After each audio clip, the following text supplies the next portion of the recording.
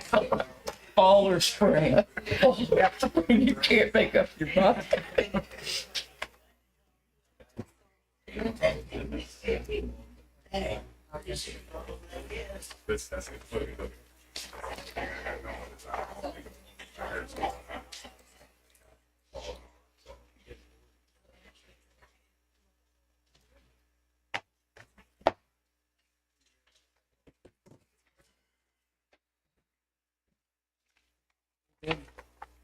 Okay.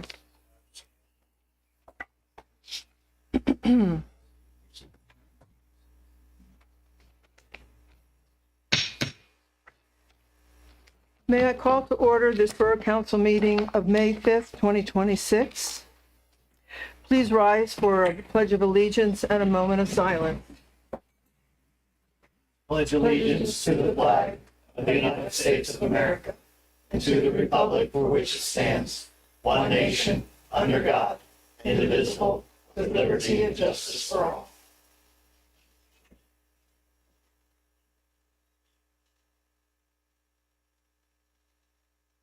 Thank you. Madam Secretary, will you please call the roll? Here. Here. Here? Here. Here. Here. Here. First on the agenda is a presentation from the Dauphin County Co-Responder Program. If someone could sort of introduce that to the, This is Devin. Presentation on this. Dan, do you mind going to the podium? Hopefully answer any questions you might have. Go ahead. Good evening, Madam President and council members. My name is Devin Chianos, and I'm speaking to you today as the Dauphin County District Attorney's Deputy Chief Co-Responder representing our co-responder team for the county. I'm here to provide historical context on the co-responder program and highlight the impact it has made in Dauphin County since the inception of May 2020. To date, the co-responder team has responded to 18,009 calls of service across the county, with 1,654 of those contacts being from 2026 alone. Of these contacts, only 4.253% have resulted in involvement with the criminal justice system. Those numbers all alone demonstrate the meaningful and measurable impact this program has had on our community. I also believe it is especially significant that we are having this conversation in May, as May is Mental Health Awareness Month. This reflects the police department's ongoing commitment to serving the community to its best of its ability, while also embracing the critical tools and resources that strengthen and partnerships and improve relationships for the community. When we examine data from departments comparable to Middletown Borough Police Department, we see that Middletown's EMA, otherwise known as 911 dispatch calls, volume are similar to those of Stilton Borough Police, higher than Lower Swatara, and both Hummelstown compared. In 2025, Middletown Borough received 132 calls coded by 911 Dispatch Center as mental health related. In comparison, Stilton had only had 106 calls and Lower Swatara had 77. Of those coded calls, that does not mean more were coded as mental health once PD was on scene to evaluate the needs of the individual. However, though, when co-responders are embedded within a department, we can often identify additional calls that have underlying mental health needs that may not have been initially identified and coded as such. For example, the Hummelstown co-responder handled a total of 365 calls for 2025, 305 additional calls that was originally initially coded as something different when it came in through EMA. And they were able to identify there was mental health needs in those calls. This clearly demonstrates the value of having trained mental health professionals within each department. Co-responders are uniquely equipped to recognize behavioral health indicators, engaging individuals in crisis, and connecting them to the appropriate treatment and support services, often preventing escalation and reducing reliance on the criminal justice system. We are able to come in and assess the need for mental health, drug and alcohol, aging, hunger, and homelessness. We have resources and partnerships within the community that we can refer them to directly and have them start receiving care immediately or within the next week, depending on the level of need. Equally important is the impact the partnership has on law enforcement officers themselves. Officers are often the first to respond to complex and emotionally charged situations involving individuals in a crisis. Having a responder alongside of them provides immediate access to clinical expertise, allowing officers to make more informed decisions in real time. We are able to assist with 302 petitions, transports to hospitals for evaluations for further mental health treatment, but also we are the ones there that can take the time away from the officers for doing immediate case management that might tie up officers for some time, and that we're there, we can take that burden away from them. It's also important to understand that we also complete follow-up with every single initial contact that we receive. This follow-up can be immediate, but it can also be ongoing.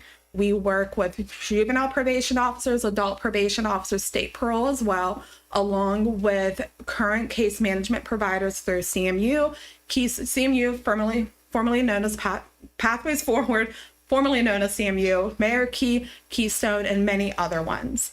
We also have a partnership with Safe to Say Something through the Attorney General's office that we work closely with them as well. This not only provides outcomes for the individual in crisis, but also reduces the burden on officers, enhances scene safety, and allows them to return to service more effectively.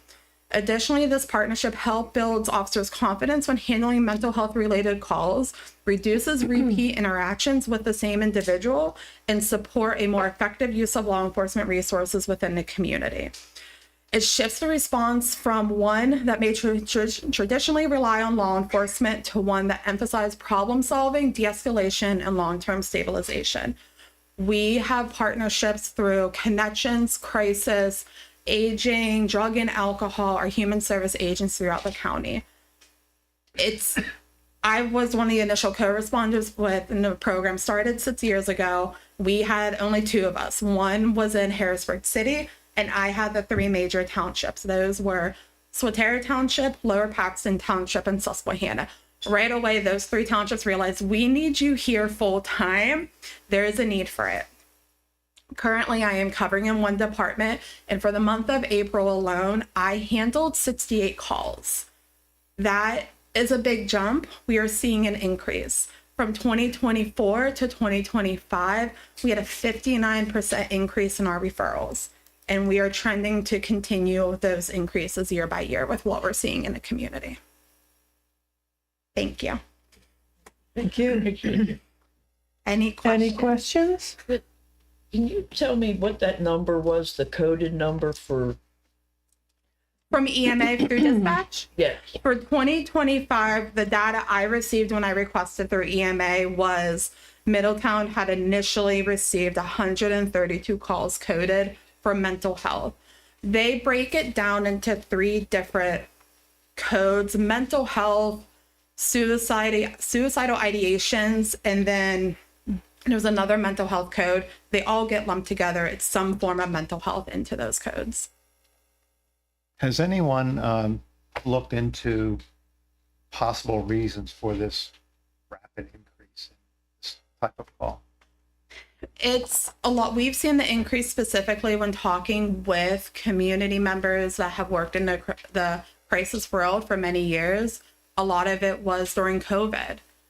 Our numbers in COVID, even the couple years after it, were low. We would receive 2,000 to 3,000 a year. We've been averaging 4,000 or 5,000 a year. We have kiddos now that never had socialization. They were what we refer to as COVID babies or COVID elementary students, where they were isolated. Parents were isolated. Parents lost jobs and never were able to financially recover. That has put them into hardships. Those hardships alone can really cause somebody's mental health struggle to increase. And then we look at also the populations of the ages. We have a elder community that doesn't have support in the community. We have elders living alone and they are struggling. They have no support to help them. They have no family members anymore around to care for them. So they also are now trying to navigate a world where they lost a lot of their support and they don't know where to go. This means code violations. This means an inability to care for themselves in their home, leading to hoarding, leading into unlivable conditions. And these are all stuff we help with. It's not only mental health. It's a lot more than that.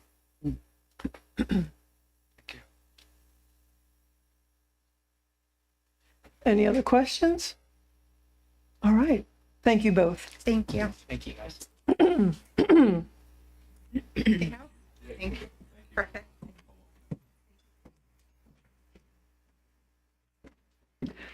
I'd like to report on the executive session held April 21st.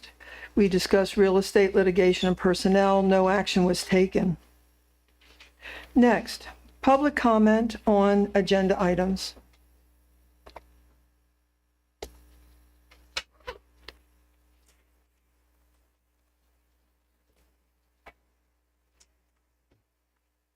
Greg Wilsbach, 719 Spruce Street.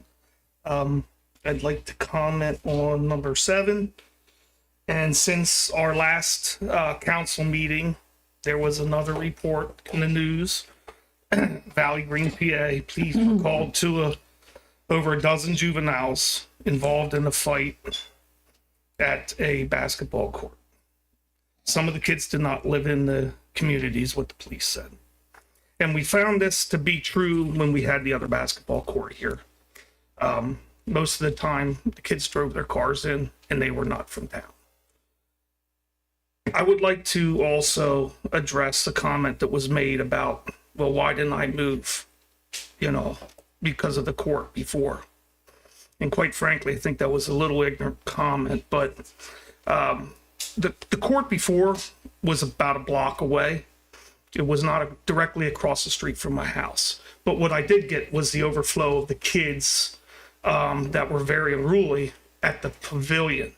So not only the basketball court, you could clearly hear that when you're in the front yard, but the pavilion I could hear in the front and the backyard. So knowing a court would go in across the street, it will definitely be, hearing both ways. Matter of fact, I could never keep my front windows open. My bedroom faces that way. I have to turn on the air conditioning even when it's like 60 degrees outside. So I can't open my windows if there's kids. The last 3-4 years have not had one single problem.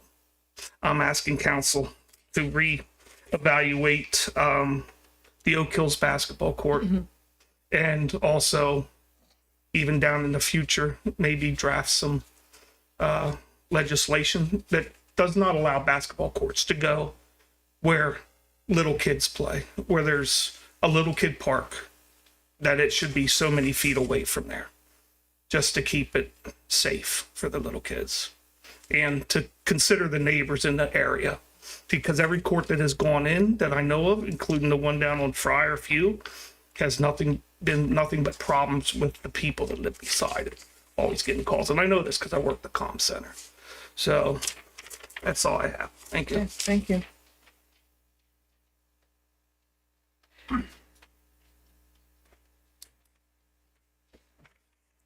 My name is Sean Vaccarino. I'm here because of number 4, Grace and Mercy Church.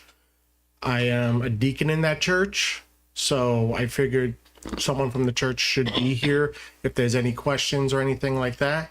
So any questions, any concerns about the event we're requesting, that's what I'm here for. Thank you. Can I just throw something in? I saw the lease indemnification form was signed by an individual's name, but needed by the name of the entity by the person. So unless there's, at least the copy I saw of the packet, the application, there's a release form and it should be by the church as the name and then BY and a name that this person represents. It was just signed. I understand how it happens, but somebody just signed it and it's, not clear that it's on behalf of the applicant. Okay. If I have that cleared up. Okay.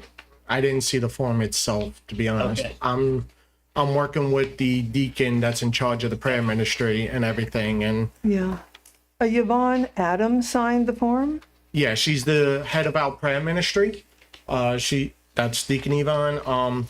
So with it being under the prayer ministry and everything, the bishop had her do the paperwork and submit it and everything as part of the church. So we could approve it tonight with the condition that someone comes in and signs it on behalf of Or at Grace least and prints Mercy? above it, maybe you could even, that this is on behalf of the Yep, applicant. I could let the bishop know. In fact, we're having a meeting tomorrow night and everything, the prayer ministry and everything. So if I can't get a hold of her tonight, I'll be able to get a hold of her tomorrow night, the latest. Okay, All right. thank you.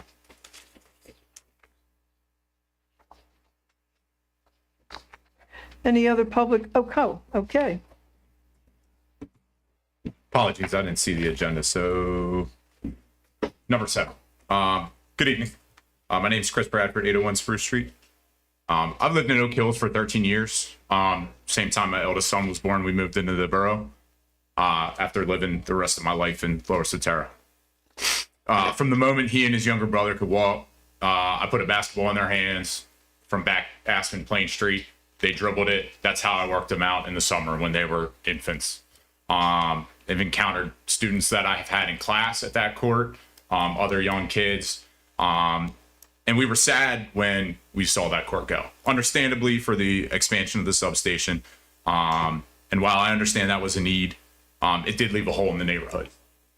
Because now you have a lot of children, kids that attend the youth basketball camps in the summer, that you see walking around without a court. And those kids can't walk to Fry, because as a parent of 2 middle schoolers, I don't want them riding their bikes or walking across Vine Street. And they can't walk to Hoffer, because I don't want them walking across Main Street or riding their bikes across Main Street. And it feels like with what we had there and the understandable need for it to go with the expansion of the substation, and now you have the space to do that a basketball court is warrant. So I've come tonight to kind of speak in support of a full court, outside the pavilion. I know there were plans laid out. I did not really see the plans. I have not been following as much until I got shot a few messages a week or two ago. I've heard concerns about language, behavior, and the potential for conflict if a court were to go in. Mind you, there already was a court there less than 3 years ago. And when we moved from Aspen Plain to the corner of Spruce and Oak Hill, it would have been right outside my front doorstep. I would have been looking at the baseline, and that would have been awesome. Now it'll hopefully find its way back across Caddy Corner. But with language, behavior, and the potential for conflict in mind, respectfully, those aren't issues caused by a basketball court. They exist anywhere young people or any people gather. The difference is whether they're structured, visible, and positive places for young people to do something. We have opportunities in Middletown for that. There are a lot of good places in Middletown for that. Currently, as we speak, the high school gym is open with young people in there partaking in an open gym with some of my assistant staff running it, which I'll be going right back to as soon as I leave here. But a basketball court gives those structured, visible, positive place to go. It promotes physical activity, it builds community, and gives kids and adults a constructive outlet. I would take advantage of it. I turn 40 tomorrow. I don't know how many more years I'd be able to do so, but as long as I could with kids that are active, that are outside, that's exactly what we want. In my experience of working with student athletes and young people, when you provide access and some semblance of ownership, you actually see less negative behavior, not more. Granted, that's anecdotal. That's my experience in this town, which I've been for tomorrow 40 years. If we're worried about conduct, the answer isn't to remove opportunities. It's to invest in them and set clear expectations for how spaces are used, to provide some structure for young people who might not otherwise have any. It appears to me to have or could be a high impact strategy to improve the quality of life in the neighborhood and promote the types of things we want out of young people. Not really like a you can't handle it, sorry, you don't get it, before an opportunity has even been presented. I would just strongly encourage the council to support it, and I very much appreciate your time. Thank you. Thank you. Thank you.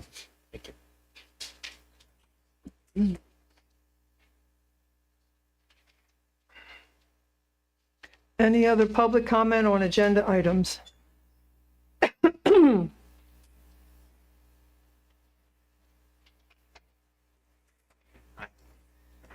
Greg Wilsbach, 713 Spruce Street. I think it's been, 3 years since we removed those courts. In 33 years there, I've never seen that playground so more busy than it is the last 3 years since we removed the court.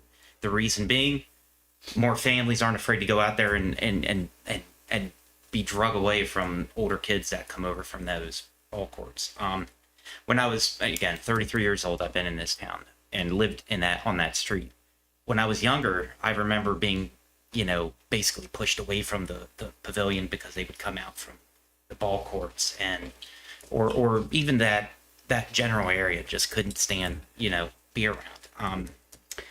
I remember a few years ago when the ball courts were in, there was just an example to you guys. There was a bunch of kids came over from the ball court, and it ended up with the police being called. And I'll never forget it because there was there were grandparents with all their grandkids there. And with all the crap that happened from kids that come over from that ball court, it pushed that ball court, or that playground, was completely cleared out in 10 minutes after the police showed up. After having about 20, 30 kids just running it, playing, having a good time. So it does affect, where you place it. It's not that we hate having a ball court. It's just, it can't work. It's too small of a park. That's basically, you know my stance, but I hope you guys make the right decision here. And, we protect this park, and you guys have done a good job the last few years with how it turned out, putting new equipment in. And maybe, if anything, instead of putting, $50,000 into a ball court, why don't we put in, more equipment for the elderly that use the walking path? There's a lot of opportunity to do that there. I see a lot of elderly people use the path and to get their exercise. There's a lot more opportunity there than just a ball court. So that's all I gotta say. I hope you guys make the right decision. So, thank you. Thank you. Thank you. Any further public comment on agenda items? Seeing none, agenda item number 1. Do I have a motion to approve council meeting minutes for April 21st, 2026 meeting as submitted? So moved. Second. Motion is second. Any discussion?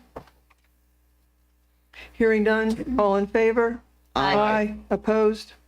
Motion passes. Agenda item number 2. Do I have a motion to approve the payment of bills as shown on the accounts payable list, which is dated April 30th, 2026, which is for the period of April 17th through April 30th, 2026, and to ratify the approval of such bills already paid and to authorize the appropriate officials to take the required actions to make those payments? So moved. Second. Motion is second. Any discussion? Hearing none, all in favor? Aye. Opposed? Motion passes. Agenda item number 3. Do I have a motion to approve the behind-the-meter generation request for a proposal from GDS Associates for advertisement? So moved. Second. Motion is second. Any discussion? Yes. I'm going to vote no to this for the same reason I voted no when you engaged the engineer. I think this is the wrong path to take, wrong options to look at, especially in light of some of the things that we heard tonight. So I'm a no vote, and I think that we are wasting our electric trust fund on an option that I don't think is going to give us the best bang for our buck. I think we should be looking at something else, namely solar. But this is not, in my opinion, the best use of those funds or the approach to take to offset the rising cost of electric. Okay. Any other discussion or comments? Hearing none, all in favor? Aye. Opposed? Aye. Pat, did you? Aye, yeah, oppose. As Okay. Passes 5-2. Agenda item number 4. We have a motion to approve the special request from Grace and Mercy Church for use of Huffer Park and the pavilion on September 12th, 2026, from 9 a.m. to 6 p.m. to hold an event to honor Middletown Borough volunteer firefighters with the consideration that they will amend the request to note the organization. And They already did. they did? Yeah. Oh, you did. Okay. Wow. You're fast. Okay. Then the motion is just to approve it without amendment. Yes. So moved. Second. Motion is second. Any discussion? Hearing none. All in favor? Aye. Opposed? Motion passes.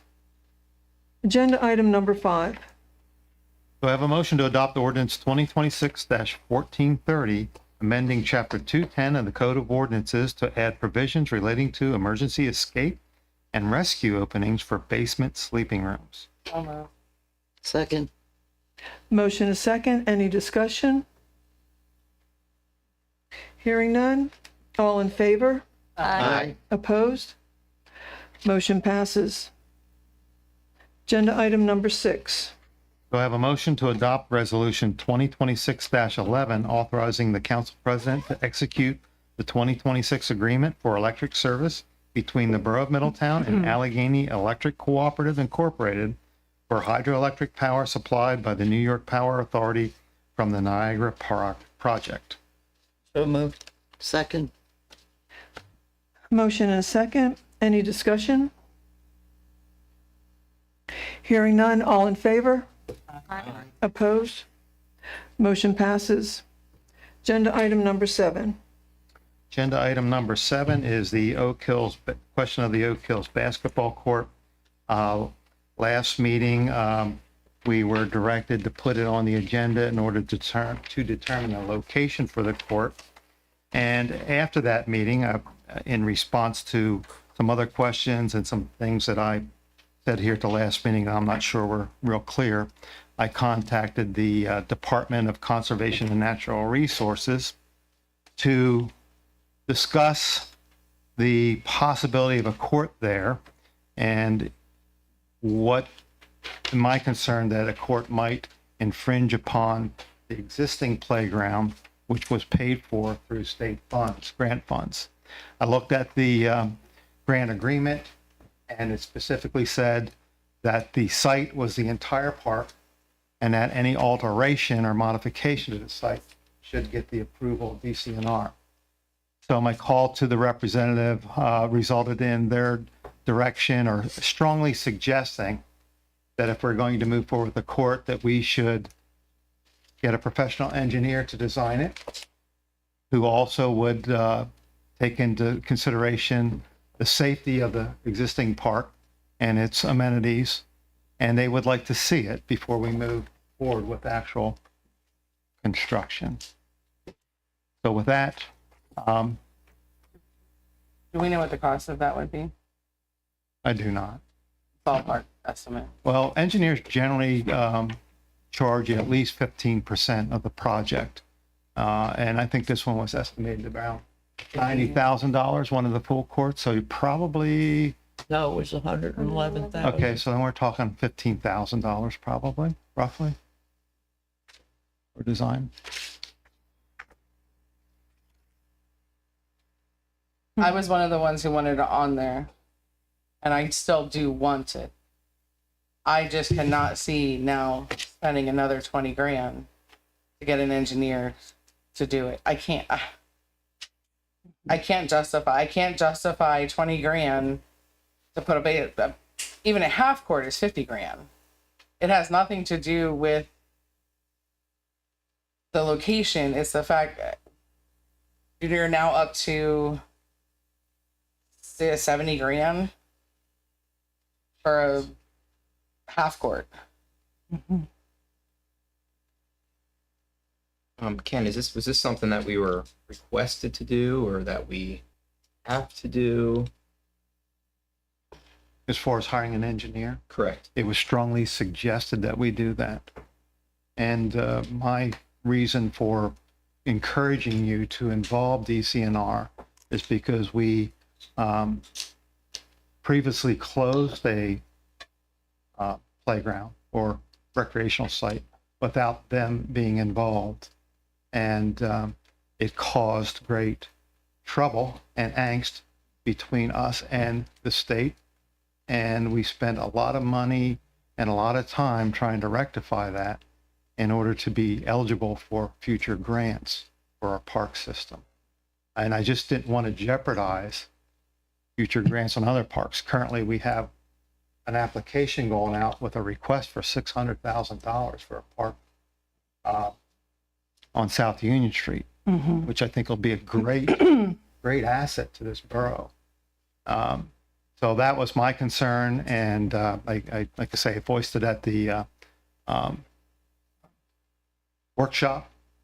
And when it looked like I was told it was, it may go through, I thought, well, I better take a look at the grant agreement, and that's what I did, and that prompted me to give a call to DCNR because I want, I don't have a side here whether it goes through or not. If it goes through, I just want it to go through the right way so that we don't jeopardize something in the future. So again, Pat, it's not budgeted. If we were to put it on the back burner and let's throw it into the budget next year, I would be a definite yes to do all of it if it was budgeted some way. But because it's not budgeted and now we're adding another 20 grand onto it, that's why I can't at this point. Yeah, for that and for a number of reasons, I don't think voting on making a decision about a basketball court at either location in Oak Hills makes sense at this time.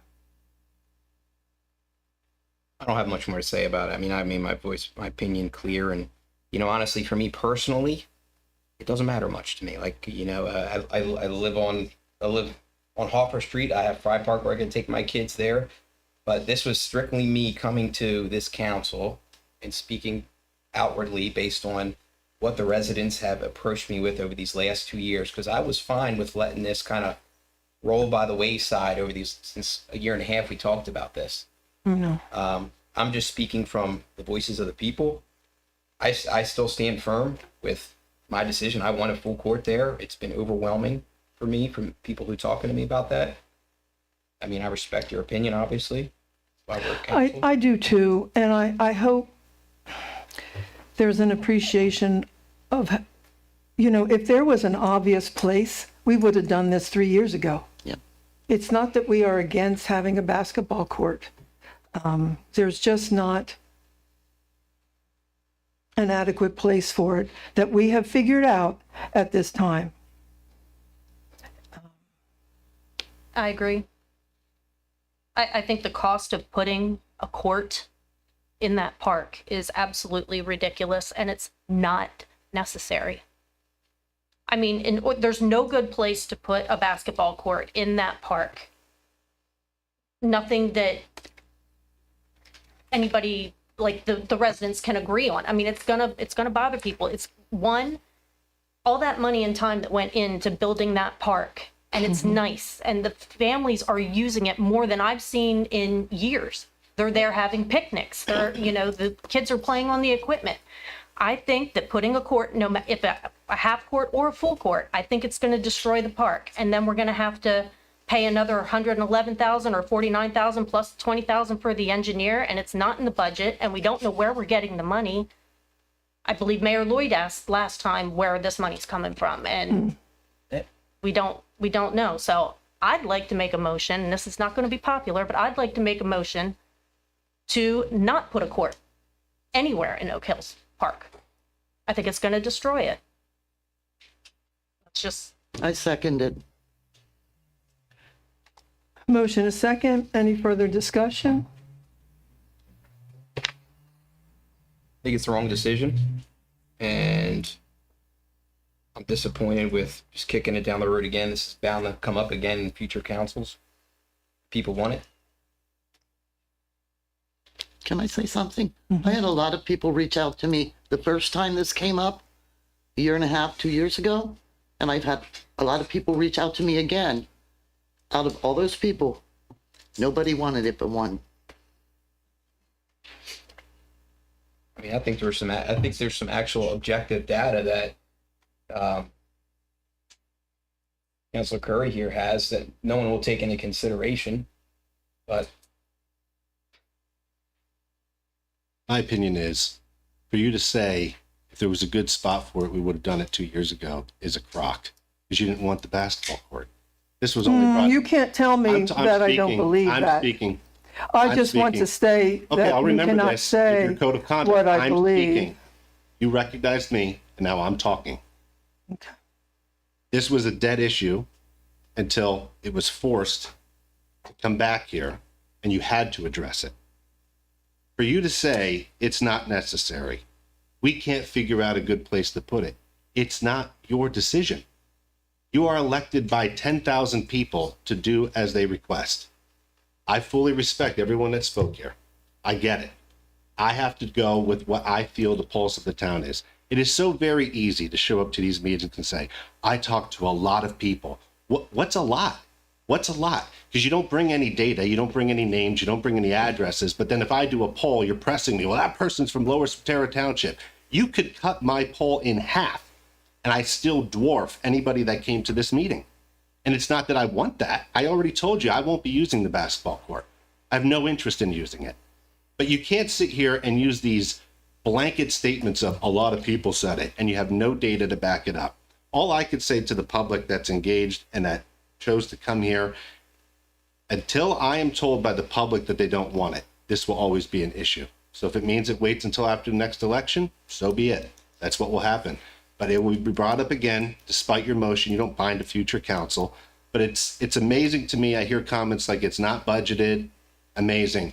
How many meetings ago was it you decided to drop over $400,000 and pull it out of a fund because we got to do it because it's your pet project with your park? I'm just so tired of hearing that. I hope we have that same analysis when we hear further things at this meeting and the next, because if that's your analysis, we're never going to get anything done in this borough. Ever. Ever. So to the public, it's going to wait. Also, I don't make decisions based on guesses. And so to ask Ken Kleinpeter what the cost is for HRG is inappropriate. If you actually have an interest in knowing that, what should actually happen if you're a prudent elected official is to go ask Ken, to go ask ARG what it would cost to design the playground, if you truly are interested, as you said. And then when Ken brings that figure back, you can decide whether or not you want to do it. But to have him guess, I don't make decisions based on guesses.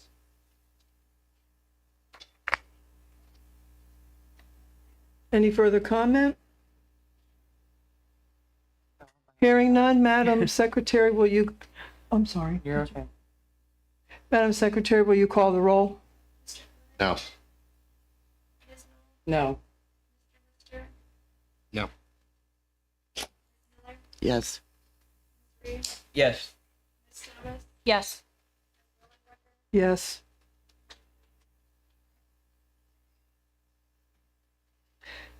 Agenda item number 8.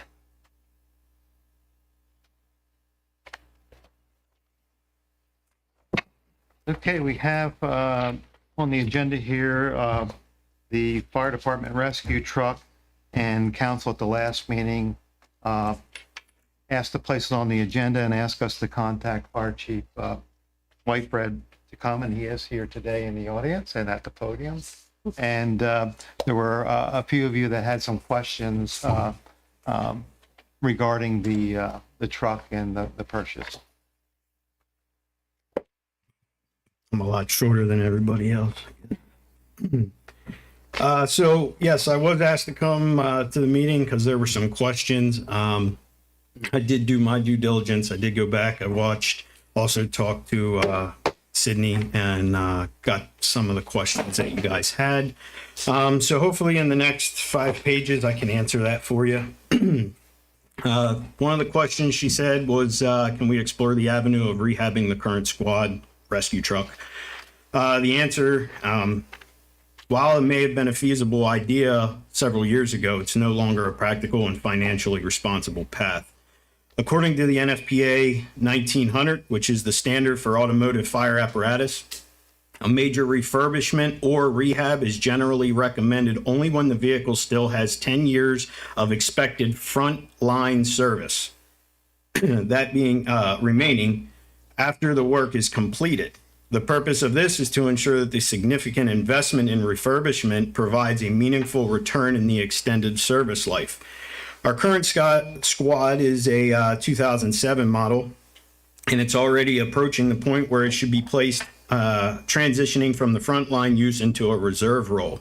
NFPA guidance typically places a useful frontline apparatus at around 20 years, with retirement age at approximately 25 years. This given, the vehicle does not meet the recommended criteria for a cost-effective rehab. Any major investment that would yield limited additional frontline service time and would not be considered financially responsible to invest heavily in a unit nearing the end of its actual service life. Another question, I think this came from an audience member, but just to go over it, have we looked into funding from the State Fire Commissioner's Office for replacement? Yes. There is a funding avenue there. I explored it very so slightly. However, there's some practical limitations on that one right now. One, it is a very, very, very small amount of money if you look at who's been awarded those funds. So I'm talking awards of 40,000 to 111, I think I saw. But that's, as we would move forward. The reason I'm saying as we move forward, when I went into the application process for that grant, it requires a VIN number at the time of submission. We don't have a VIN number because we don't even have a fire truck being built. So without a VIN number, at this point, that presents a huge challenge, securing that funding. So I can look at that one for sure as we move forward, but I can't do anything with that one right now. With that said, talking about that avenue for funding, I believe I have a proven track record of successfully securing grant money over the past 5 years, obtaining funding for debt reduction of the engine, which was originally financed for a 10-year term, but through consistent grant awards, matching contributions from our sinking fund, the debt was fully paid off in only 5 years. The sinking fund also remains in a strong financial position, currently holding over $800,000, which is available to support this proposed project. I know it was brought up that we will be coming in front of the borough in 4 years for the ladder truck, and that is not accurate. Though what was said and the way it's all going down, 20 to 25 years. However, the Middletown Fire Department made a significant investment, nearly $180,000 between the maintenance budget from the borough and our general fund to make improvements to that rig, to strategically extend the service life of that vehicle by approximately 10 years. We did that 2 years ago when I came in and said that's why we were having that loaner truck from Steelton. That was when we had it sent out, had all the rust taken care of. We had the entire motor basically pulled, resealed, and repowered. We had the hydraulics looked at. We did everything for a refurb of that to hopefully get us 10 years from that point. So I am not looking to replace that in the next 4 years. With that said, that approach did align with NFPA 1900 with a refurbishment to gain the additional 10 years of service life, which we did. We have also taken forward-thinking steps by evaluating the long-term apparatus needs and intentionally working to stagger major capital purchases. The reason we did that was to stagger between the rescue or squad, as they call it now in the county, the squad and the tower. Those two rigs, like we said, they were only 4 years apart. With them only being 4 years apart, there is no way we can go and spend 1.5 million right now on a squad, and in 4 more years spend another 3 million on a tower. So we put the funds together, we allocated, and we rehabbed to gain that service life of the current tower. So barring any big catastrophic issue with the tower, no, we do not plan to come in here in 4 years asking for the tower. Since the fire department currently owns the existing squad, we've already taken proactive steps by allocating the proceeds from the eventual sale into a designated sinking fund. These funds are being reserved specifically to assist with the purchase of the following of further apparatus, demonstrating our commitment to responsible financial planning and minimizing future impacts on the borough. So we would like to be a part of the next purchase because we're at that point. The engine was your guys's. That went into the sinking fund for possibly the purchase of the squad here. When we sell the rescue truck, we've already said motions, it's all on documented through the firehouse. That money is going to be set. When we go and have the next fire truck, we want to say we have this much money to offer you guys to put down on the fire truck. With that said, with our sale of it, we can do a little bit different, and we are exploring the avenues when that time comes to put it in high yield savings or CDs where we can collect interest, because we're not going to have a need to spend it, so that we can make some extra money off of that to put towards that fire truck. Our ultimate goal is to ensure the operational readiness and safety responsible for funding and the long-term stability. That's why there's no seeking to get the tower done in the next 4 years. The biggest one, how can we sell the vehicle to another department and they still have a use for it, but we can't? This can seem like a double-edged sword, but ultimately it comes down to different operational standards, financial capabilities, and risk tolerances within those departments.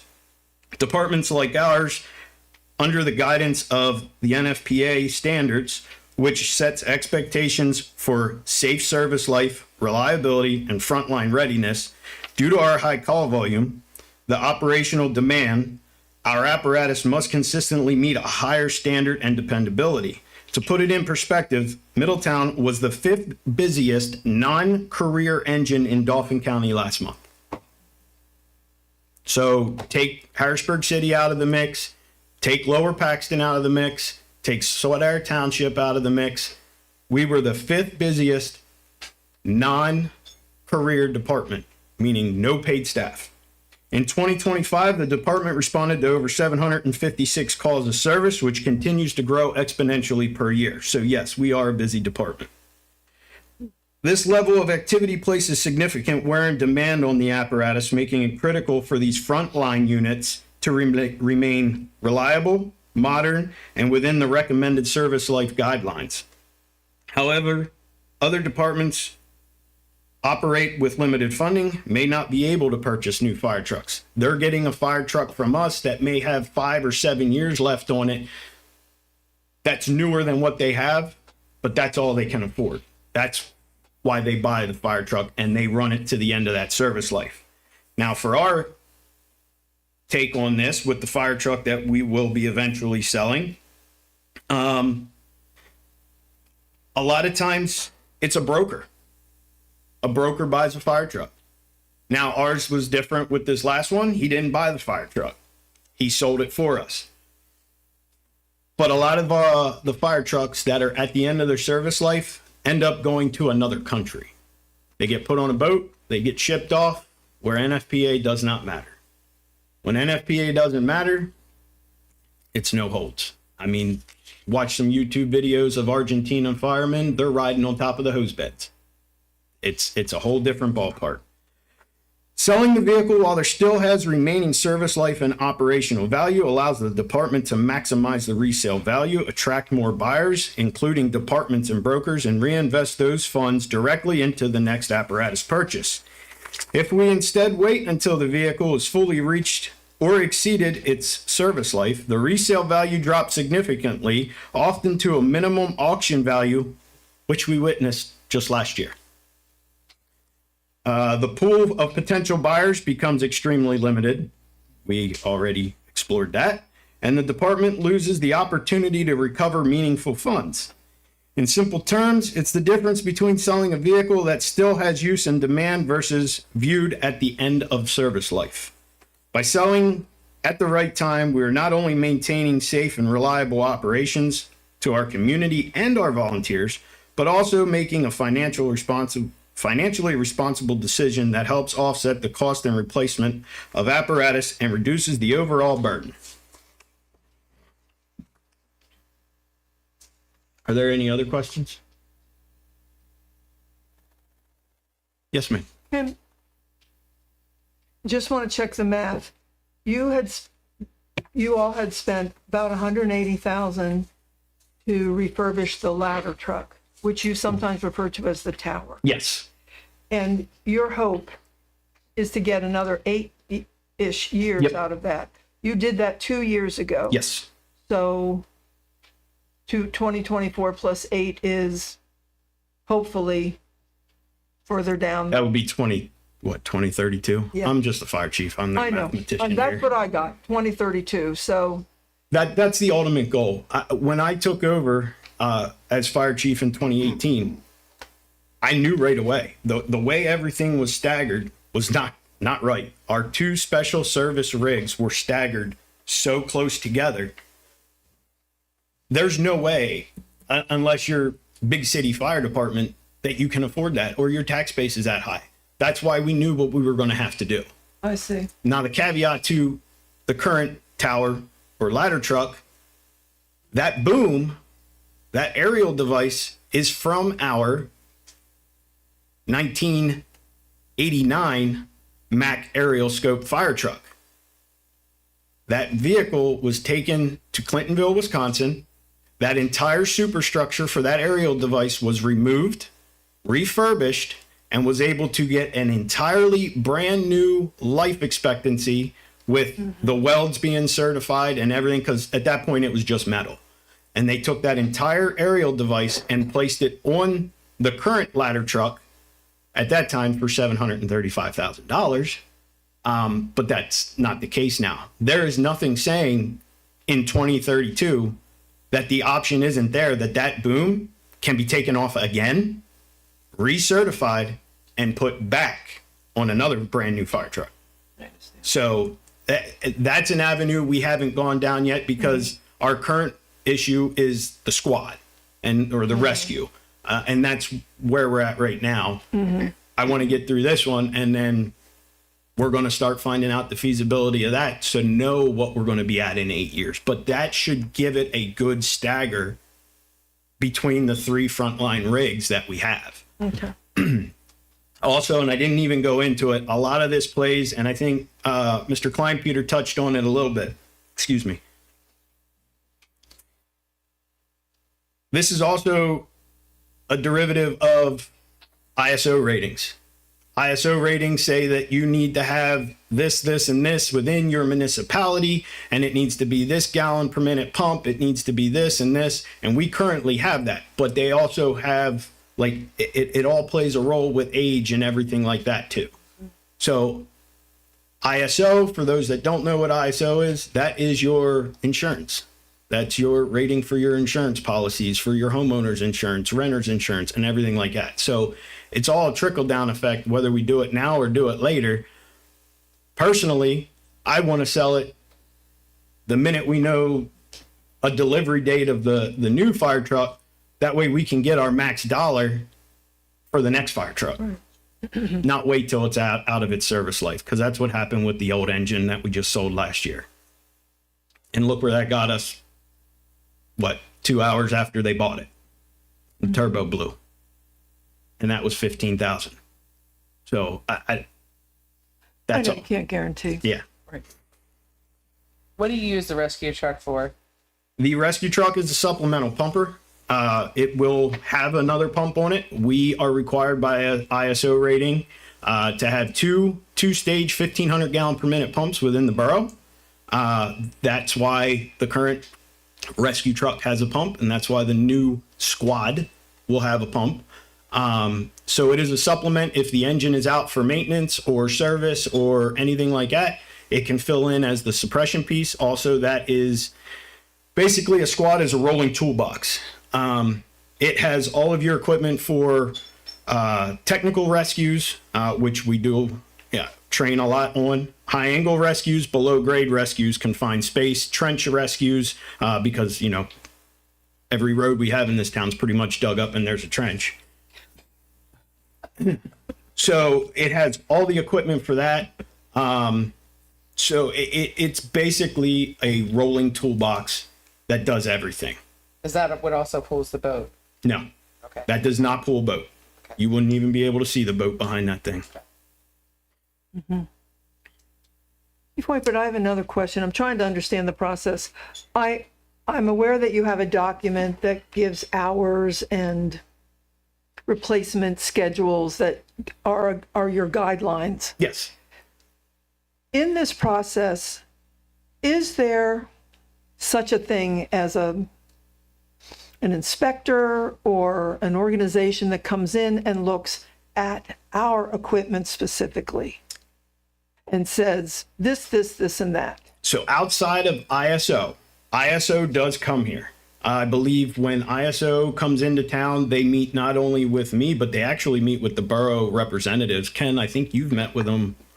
Our last time was 2018 because COVID, I think, put a dampener on him coming in. Yeah. It was Mr. Phelps.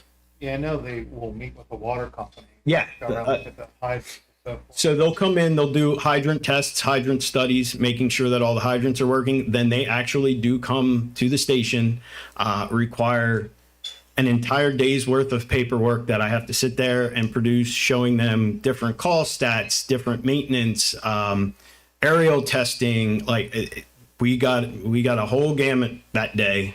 It's not fun. And I say not fun, but it's a necessity. So other than them, that's all that comes in. The next thing that plays a role is a reactive response, and that is, God forbid, there's an incident or an issue like we had a few years back in Royalton. That's when you get the phone calls from OSHA for inspections, and NFPA, all that plays in effect when something happens. They are a reactive, not a proactive at that point. I understand. The other topics, and I know it was talked about, of this vehicle versus a new vehicle and extending it. In only the short 16 years of that vehicle, huge significant changes have been made. When I say huge and significant changes have been made, they didn't offer things that come standard now in the industry. The biggest one is with a vehicle of these sizes, the ladder truck, the engine, the rescue, there is now a feature that no matter what, no matter who's driving it, and this is just one of the features, it just pops in my head, is I could take you out, we could go out Vine Street, and we could bank to get onto 283. And if I'm too hard into that gas pedal and a little pendulum under the dashboard swings a little too far, decelerate so that you don't tip over, so that you don't roll the vehicle. It's called roll avoidance, rollover avoidance. Those are all standards now. It's not something that you can say, nope, I don't want it.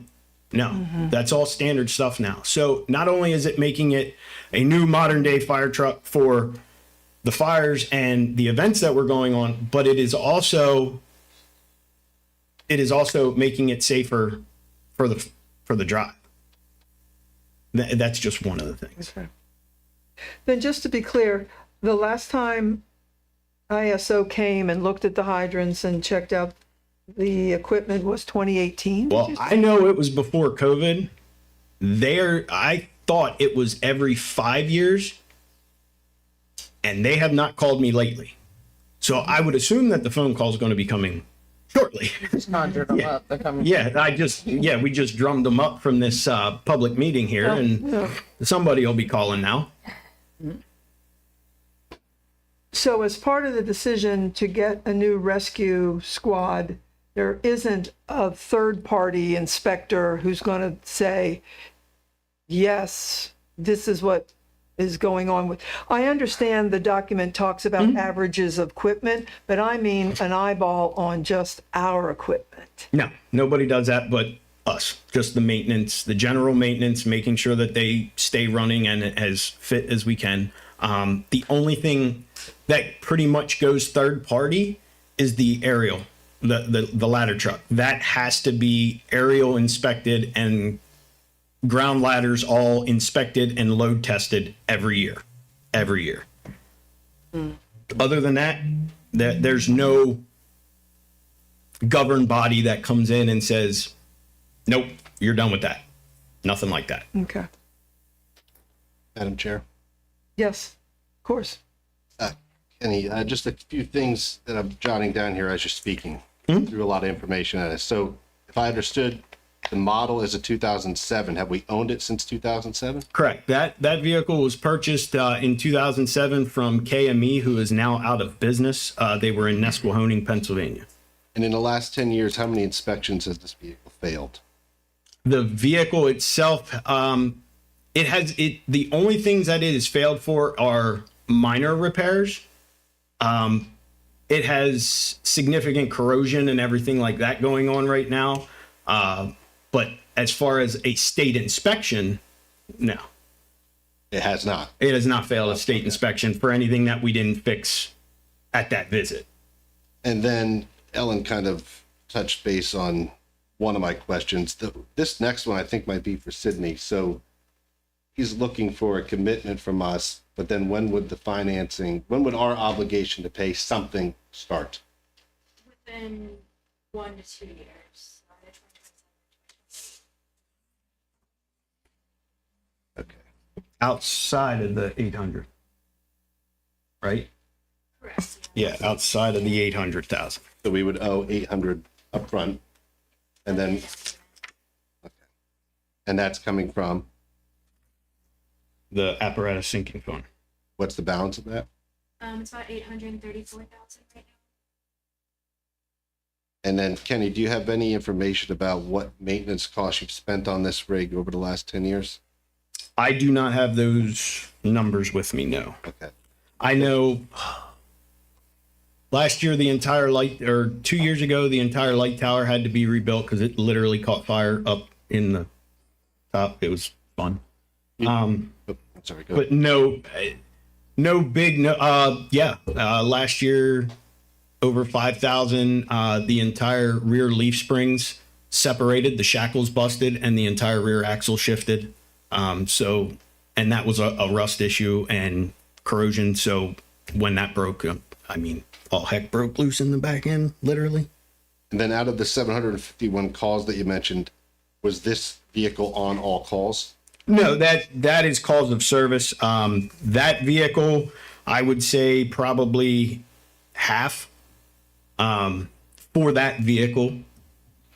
The sale, you said you would dedicate that money, or you've already had discussion at the firehouse that the money would be allocated for the next truck. How much cash does the fire department have on hand? That's a financial question that I couldn't answer. Who can answer that for me? Jim Whelan or Earl. Okay. I think I asked Jim that. He told me I couldn't ask him that. We're not going to discuss our finances in an open meeting. Nobody else does. No other. I mean, if you want them, you can come down and you can get them, but we're not going to just say how much money is in funds. That's exactly what Jim told you, and that's what I'm going to say. Well, I think the fire department's a department of the borough, and that's public information anyway. The general fund or the budgeted money, the budget account, absolutely. We can tell you what's in the budget account any day. So the fire department's not willing to confirm that here. If you would like to know, I can gladly get the numbers for you and tell you, but I don't understand why that has to be brought out in a public meeting. I don't understand why it's a secret. I'm just asking a question because it's the department of the borough. Okay. No, it's not. It's not. No. We are our own entity 100%. Okay.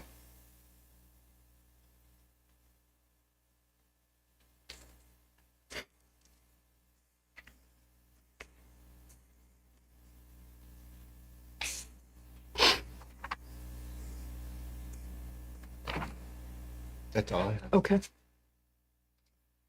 I apologize, you may have said this and I missed it, but did you touch on the grant money that you've obtained over the last few years? Did you give a number on that?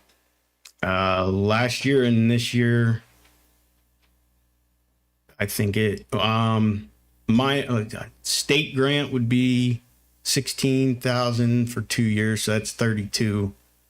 And the other grants that we've been awarded were right over 400,000. All the debt reduction. Oh, no, for debt sorry. reduction of, Yes. I thought you meant that, no. No, I know, I should have clarified, so we're talking about The debt reduction of the previous Yes. engine, 48,000 a year. 48,000 a year. So it was 48,000 a year for the debt reduction. With the initial, I think the initial was 225 or 245 they gave us.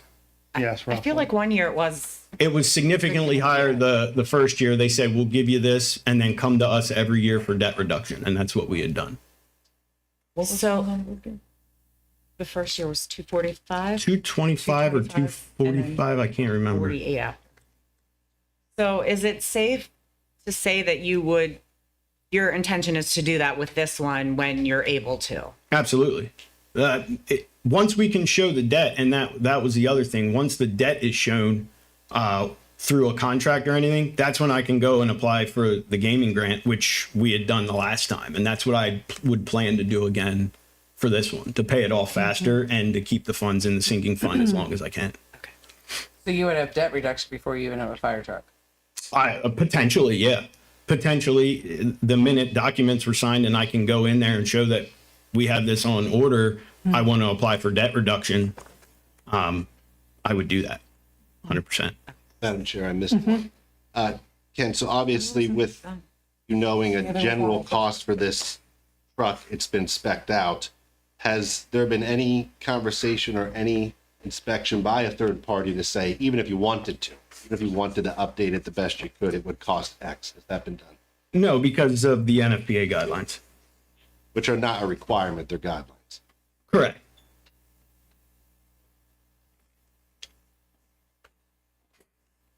I have another question. Okay. And I think this might be more for Sydney, and I'm sorry, I didn't hear, because I was writing something else down that Kenny said. How much is in the sinking fund right now? It's about 834. 34,000. So if we take out 800,000, that would leave 40 or 34,000 roughly. But when the audit is done this year, some money would be put back. We just don't know how much yet. Something would be put in this year. Correct. Yeah, it's 10% of whatever the positive fund balance is, so it varies. Right. I can't guarantee it. Okay. You done? I am done now. Okay. Sydney, you have this in our packet, this lease financing proposal.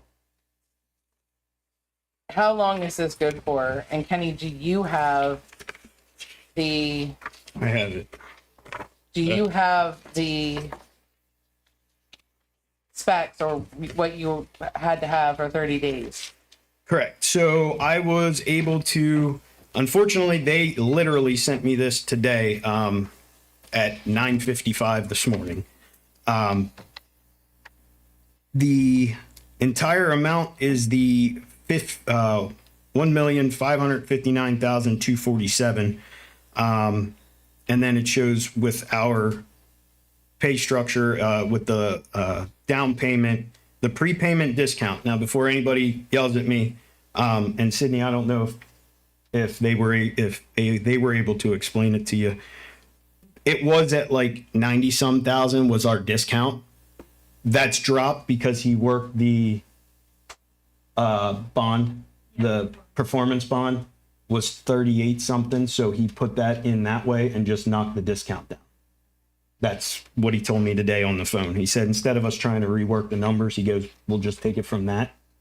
It's still there, but so he had told me that the paper that you see there, the leasing proposal, that is good until the 15th, and the numbers that he had previously given us was good till the 15th. He could honor them till the 15th, but then his email says the 16th. So I don't know. 15th or 16th for what I have in front of me, which I could confirm with Troy, the sales rep, tomorrow to get a better understanding.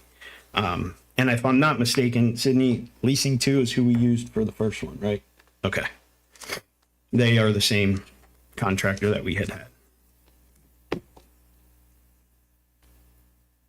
Once the 15th hits, or 16th, disclaimer, once the 15th or 16th would hit, I would have to call them back or email him and have it just reworked and then go from there. But that's up to you guys.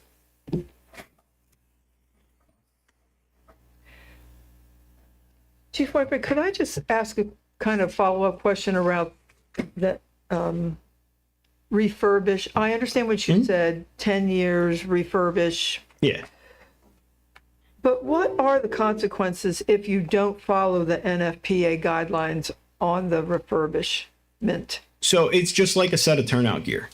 All right. And I can't answer it because I don't know. But I do know when Sean Manier was injured back in 2023, his gear was at the 9-year mark. Gear's only supposed to be in service for 10 years. So what would have happened if his gear would have been at 10 years and he suffered those injuries and they came in to do the investigation and everything, which they do? I couldn't tell you. But it's one of those things too that I don't want to toy with it. Right. That's right. You've mentioned that before. If there's a problem and you're not They're following they're NFPA, reactive, not proactive. then it affects insurance or No. NFPA is the National Firefighter Protection Agency. Everything that they put out, all their NFPA bills and everything like that, that is all to protect firemen. NFPA 1900, you can easily Google it. NFPA 1900 is nothing but apparatus replacement schedules, everything like that. And that's what this is based off of. That's what we have followed. I have been here since 1999, and that's what we have followed since at least 1999. Ken can go back prior to that, and I think everything was on a schedule at 20. I know you can stop. You called her old earlier. I called her experienced. Since before 99, as a kid, bebopping around at the firehouse, everything's always been on a 20-year replacement plan. I know when we were an entity of the borough that we were on the borough's schedule for apparatus replacement, as well as every highway truck, every police car, every tractor, everything like that was all on the schedule for replacement. That's true. Good question. Mm-hmm. Hey, thank you so much for all this. This is, appreciate you staying. And you know I'm not a public speaker, so this is like I know. outside. This is, I think, two things for me personally. This is a lot of money, but secondly, I don't really understand the fire world, so it's hard to comprehend all this. Come on down. Yeah. I'll show you it all. Yeah. You just can't have the beard. Yeah. I can't have the beard. Oh, if you're a firefighter. But yeah, so thank you for explaining all that. First question is, so when we sign this, is what year fire truck are we getting? Are you getting a 2000? Like, are they going to make upgrades to that as they're putting it together as things kind of progress in technology? Or? Great question. And that's what happened with the engine. We were up in the air and we didn't know what the engine was going to say until we got it. And the engine, I think we signed the contract in 19, got it in 21, and it's registered. It is in 2021. So they go with the year that you do it. And let me back up when I say it's going to be 4 years till we get this fire truck. It doesn't take 4 years on the line. They don't even start it anytime soon. They're not starting this fire truck till probably 18 months before we get it. But they have such a backlog of rigs to manufacture. And what they do is they don't run, if you're getting a ladder truck and you're and the other customer is getting a rescue and the other customer is getting an engine. Well, they'll run all the aerials at one time down the assembly line. Then they'll run a handful of rescue trucks, and then they'll run a handful of engines. So they constantly are changing the assembly line and what's being built, unless you pay top dollar, and then they move you to the front. But I don't see why we need to do that, and I don't want to do that. But yeah, so it wouldn't be even started until probably 16 to 18 months before delivery date, which we would get a projected delivery date when we sign a contract. And it will be titled and registered for the year that we actually get it. Thank you. No problem. This question is maybe for you, Sydney. So we're putting forward 800K. That leaves, according to this, 711,000 financed. So where does that money? I see we have options on here of 93,000, etc. Is that something that we're paying quarterly, monthly? Yeah, it would be annual. It would be annually. It says it right underneath it, annual. Okay. Is that something we have like budgeted for? It's not currently budgeted for. It would need to be budgeted for. Okay. But the first payment isn't due until 2027, so that would be incorporated into next year's budget. Yes. Yeah. And by that time, we would know what money would be in the sinking fund. Or no, that doesn't come out of the sinking fund, or would it? So that payment might be in the sinking fund. We would need to budget for the annual lease payment. But yeah, we won't know what the annual contribution is into the fire sinking fund until we get the audit numbers back. The down payment money would be coming out of the fire sinking fund, the 800,000. No, yeah, I know that. What I meant was if the sinking fund, let's say, receives $100,000 this year, would that payment in 2027 come from the sinking fund? I believe that would need to be a decision made by council if you wanted to make that payment out of the sinking fund. I would, if I could interject. Has that your happened before? budget season's going to come upon you this fall, September. And to make this purchase, you're going to have to, I would suggest that you budget in a way as if you're not sure you're going to get any overage from the sinking fund after the audit, which is going to happen in February. So the first thing's coming is budget in September, October. Right. Yeah. Okay. Yeah, I know what you're saying. I was thinking we didn't do the budget for, it was coming soon, but I understand. Yeah, I know.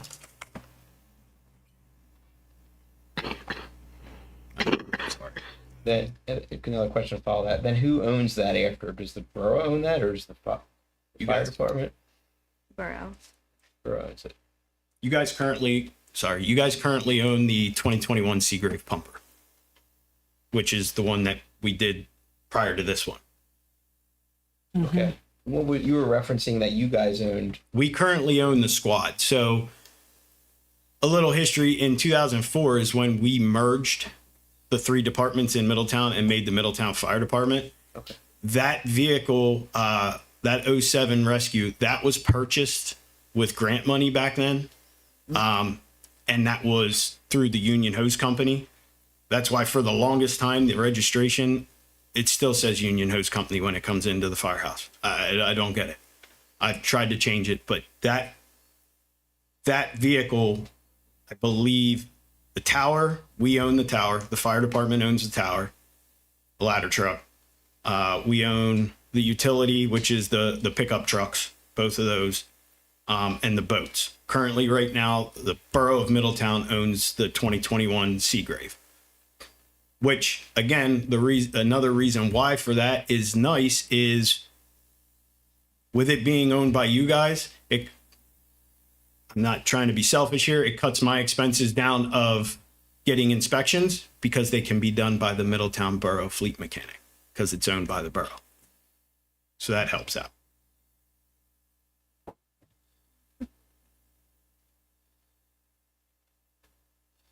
One last question. So then, given the protracted timeline for delivery of a new squad truck, the current squad rescue truck, which you estimated to be almost 4 years.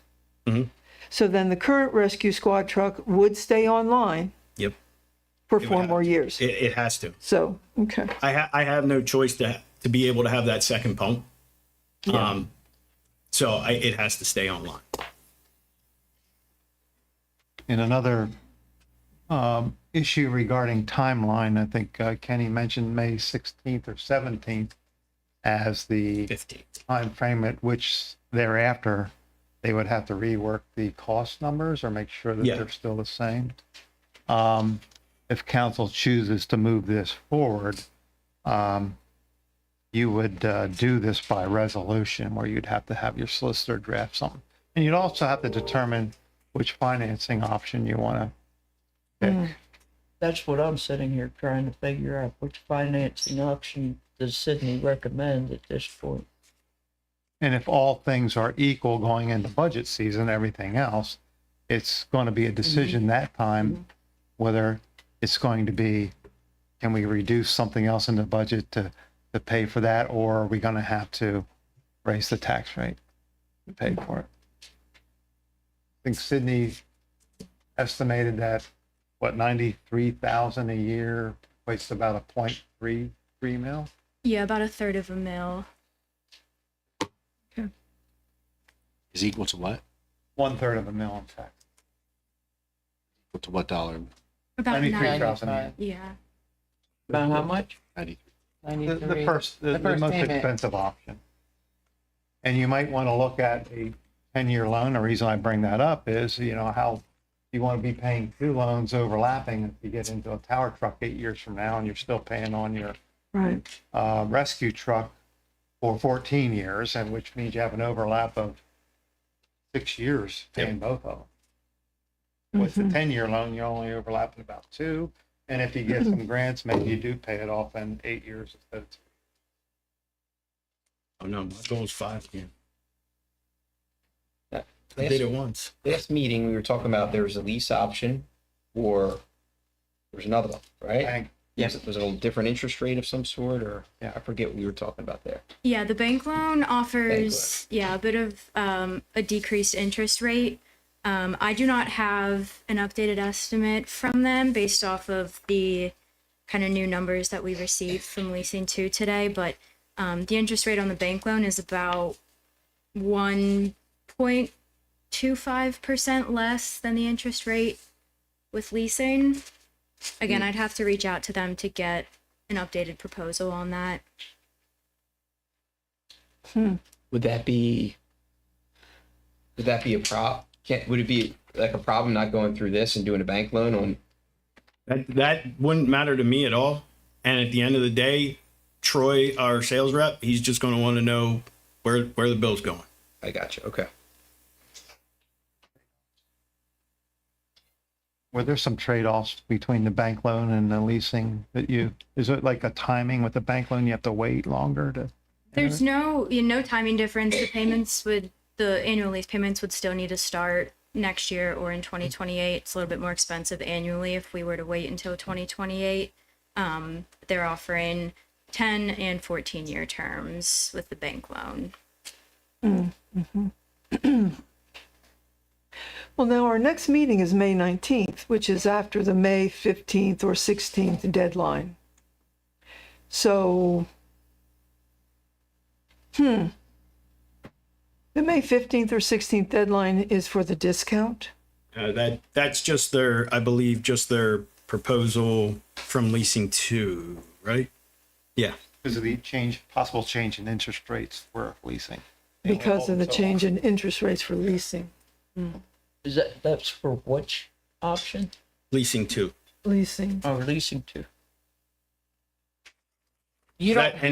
I just want to clarify that's the name Leasing 2.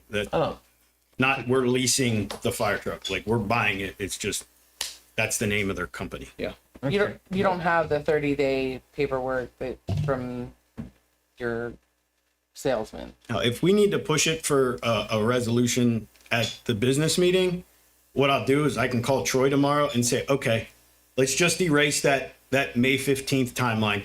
Get me a number starting today. And I'll have him rework the number, get that to Sydney right away. If we're looking at a possibility of going with the bank side, absolutely fine. And then I can go as far, I'll do that. I have no problem. I said that at the last meeting that I was here, that I'll just ask him again. I'll gladly go ask him again.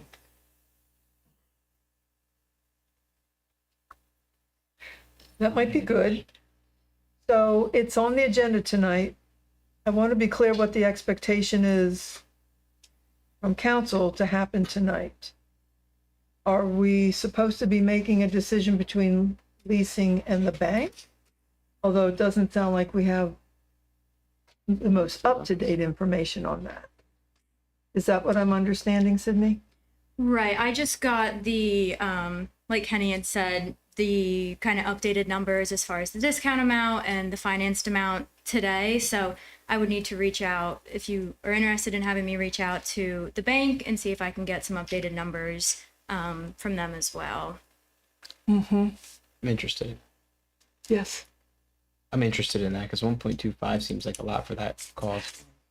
It feels like we can't make a decision. I mean, this was very good to be able to ask questions and hear and understand more fully. But if our action steps are to make some decisions about financing, I'm not sure we can tonight. So that would have to happen on May 19th. Does that sound right, Sydney? Yeah, I can Okay. get some updated information for you for that meeting. Okay, then. I have one more question. Yes. It's for you, Kenny. I don't mean any disrespect by this at all, but have you guys tried to approach Royalton at all, asking for any help for a fire truck? Like, hey, because you service them as well, and by no means would I think you would ask them for anything like this, but. So, and I mean, no, and I can say that flat out. That's all part of the mutual aid agreement. That's why we don't do that. Nobody does that. Lower Swedera comes into Middletown as a second due engine for almost every call. And they don't ask us. They just bought a brand new one. So they don't come asking us for money. We don't go to other municipalities asking for it with the protection. That's all part of the mutual aid agreement that was signed in '93. I wasn't sure how that worked. Yeah. Did you? Yeah. Sydney, out of curiosity, so the sinking fund that you referenced, the 830 some thousand, if a piece of apparatus were to be retrofitted, you could utilize that money for that purpose? I would need to look into the details of the sinking fund. I can check on that. You know, Ken?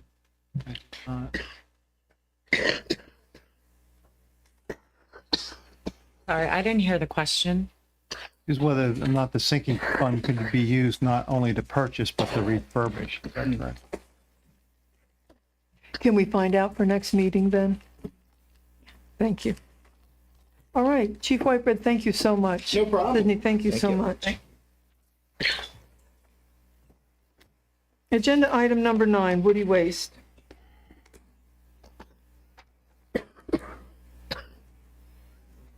Woody Waste. Okay. Woody Waste. Sorry, Frank. We discussed at our workshop the possibility of adding additional trips for the gate pass key for Middletown residents from the current 10 limit of 10 uses or entries this year to something greater. But we did just today get some additional information, some leads, I guess I should say, maybe some possible other places where if we get stuck with more than we can give away, if the Ziegler program closes down sometime this summer, is there somewhere else we can go? Matt has an appointment with an outfit out of Ephrata who's coming to look at our product. And he also has a couple other leads for some land clearing companies that he's going to talk to. So I think at this time, if maybe we could table this issue until the workshop, and he can come back in with a good recommendation. And what we talked about today is not only a recommendation for this year, but should we run into a problem with finding another outlet, a recommendation for 2027, which might involve some more drastic steps, some of which have been discussed in here by council previously. The hope is that we can just continue on this year, but if we run into some roadblocks, why maybe we change our policy for 2027. So we'll bring that in. I mean, we also are looking to do a double grind on woody waste, more of the volume, to see if we can get rid of that easier than the single grind that we were doing. We think we can, but we'll report at the workshop, and That's great. we can make that decision then if you want to increase the passes for the year from something more than 10. And by then the summer's over. Or you could also do it today. I'm just saying that you don't have to take my recommendation. I have a question here. I think that it seemed like we were all kind of in sync after the last meeting that we were okay with progressing this to 20. I'm just confused why we would push it off another week, another couple weeks. I retract what I say.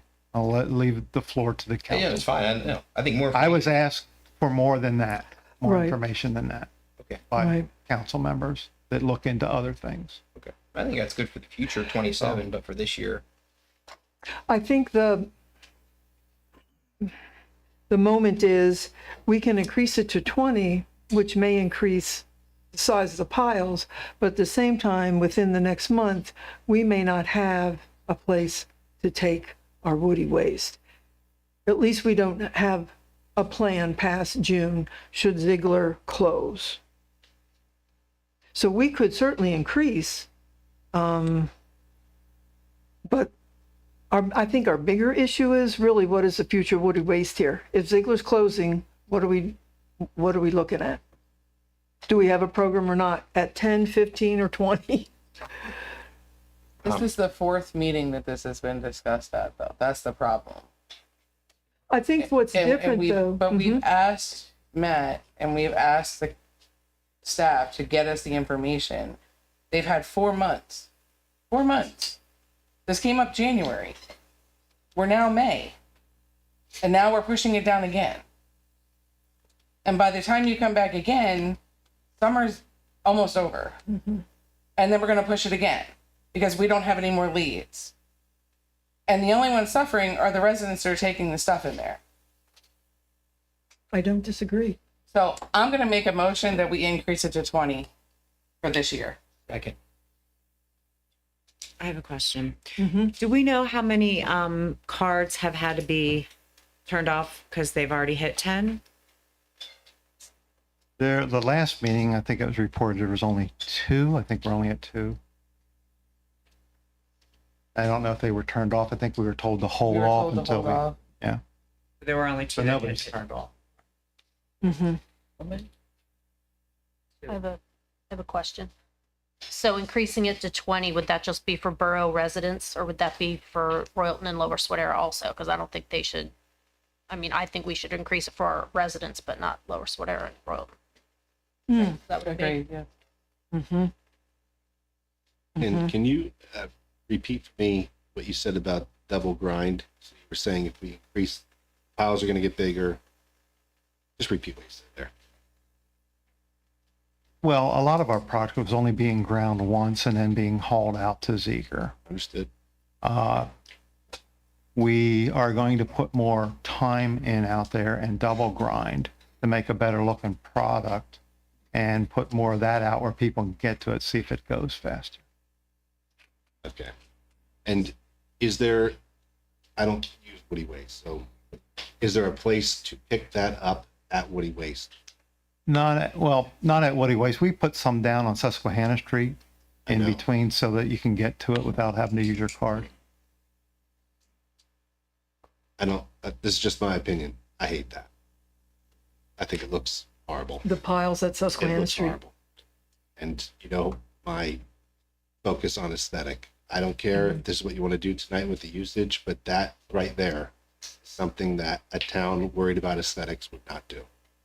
I get that you have to get rid of it, but there's got to be a way to not slap it in the middle of a park area.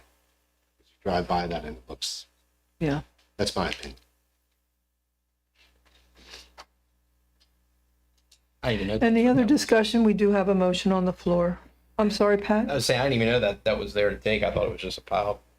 Mulch Oh. I have a question. Residents probably don't. No, it's been on Facebook. Was asked, but I don't remember the answer. I apologize. But is there a way to distinguish between the borough residents and who aren't borough residents? Grace is saying it. Yes. Yes.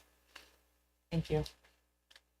Have you refilled those Jersey barriers on Susquehanna Street such that piles have been taken, or is it really the same first load? I asked. I'd have to ask Matt how I often. asked Matt it's that been. question our last meeting.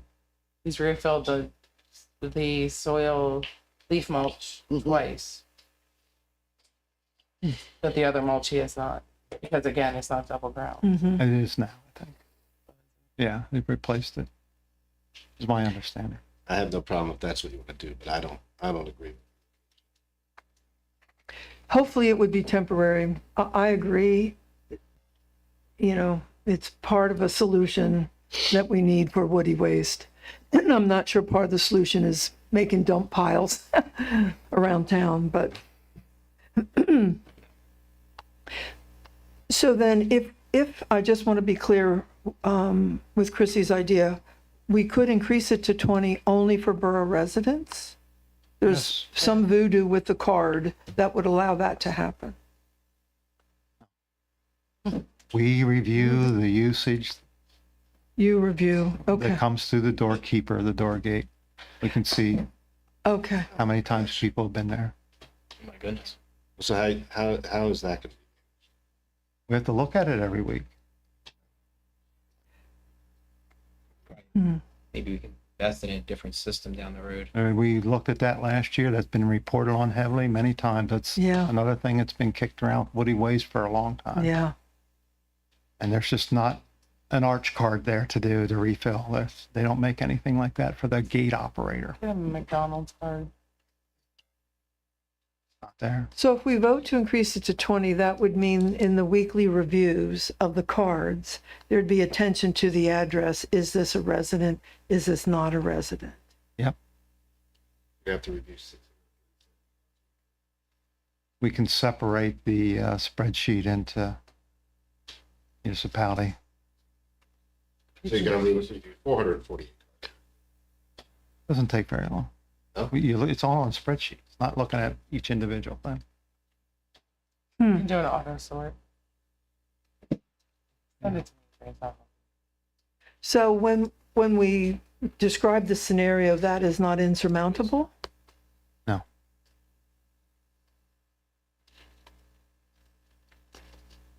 No different doing it for 20 than doing it for 10.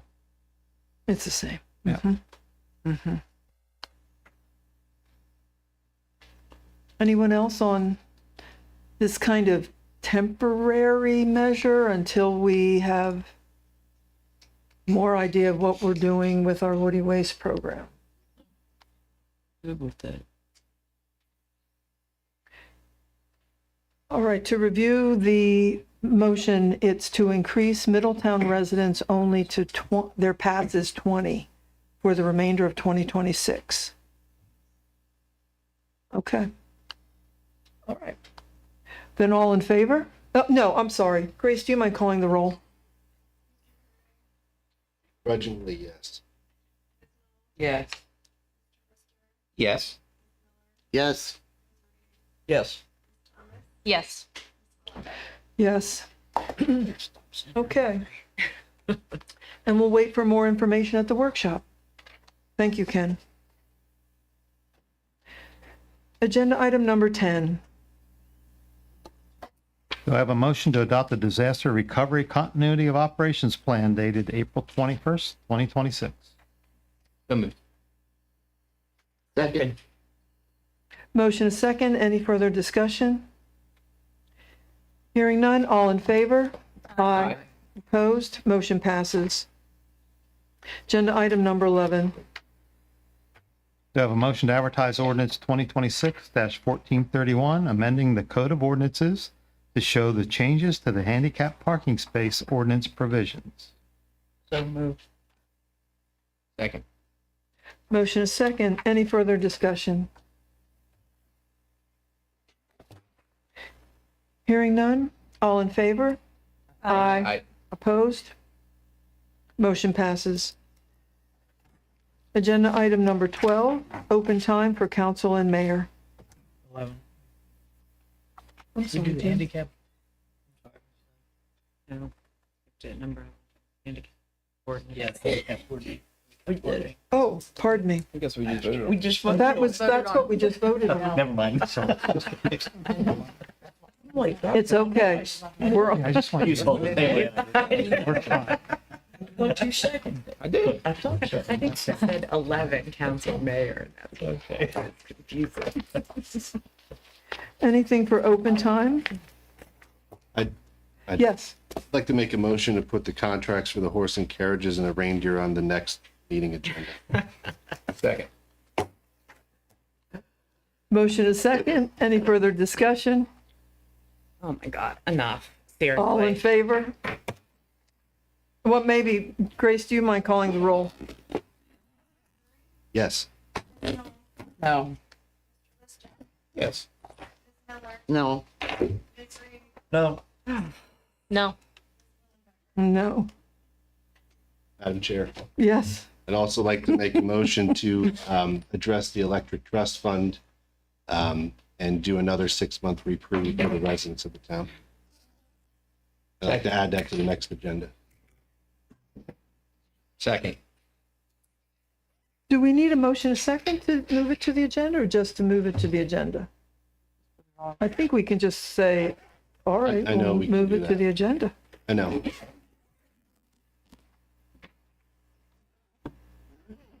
Anything else? Well, is that, Oh. I mean, we have a motion in a second. Yeah, I think when there's a motion and a second, you Oh, should. then we vote have on to it. finish it. Okay, any further discussion? I would like to hit on that topic as well and talk about the electric as a whole, because in end of June, the trust funds that we were doing the offset electric rates ends.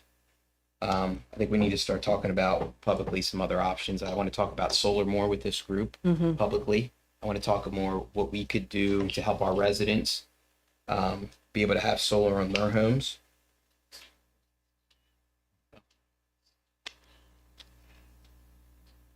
So we have a motion to have a more wide-ranging discussion about the The electric? motion was to have a discussion about another 6-month reprieve from the electric trust fund on the next agenda.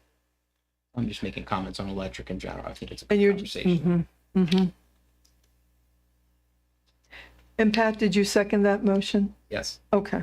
You just added those comments as part of the discussion? correct. Okay, I understand.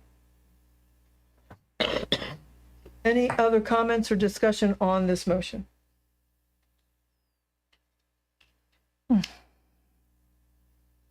Grace, would you call the roll? Yes. Yes. Yes. No.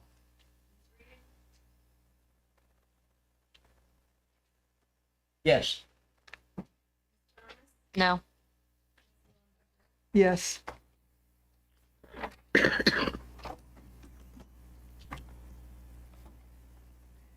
If there's nothing else from council or mayor, now is the time for general public comment.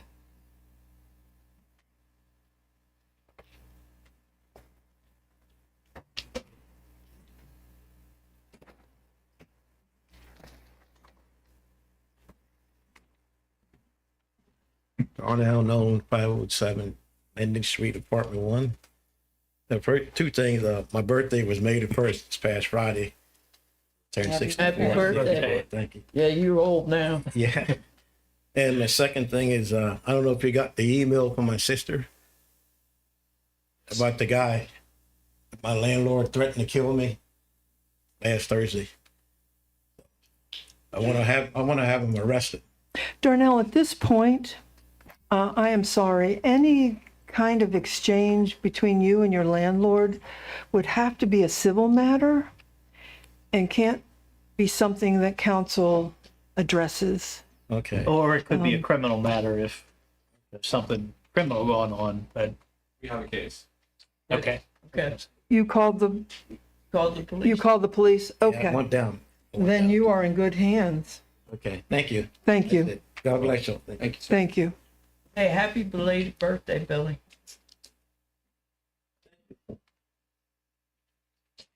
Any other general public comment?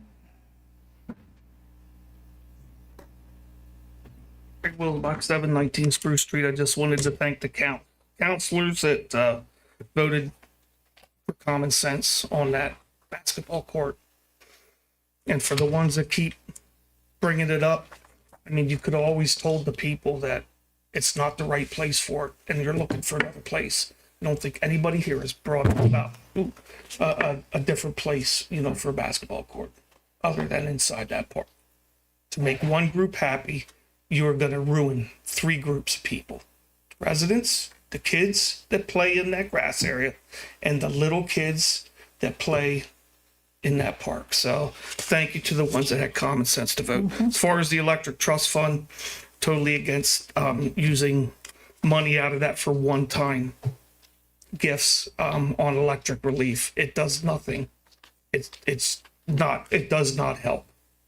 It helps if you can, you know, do projects like you're looking at, council's looking at, as far as trying to save money on the generation part and the distribution part of our bills. But again, thank you. And Thank you. appreciate it. Hello. Kevin Foltz, 212 State. Encountered a problem with feral cats. And currently, we really apparently don't have much of a solution other than TNR, which is not a solution at all. And very difficult as far as I can see. Last Friday, I trapped a cat. I bought a $70 humane trap from Amazon with the gauntlet, gloves, the whole 9 yards, and a cover.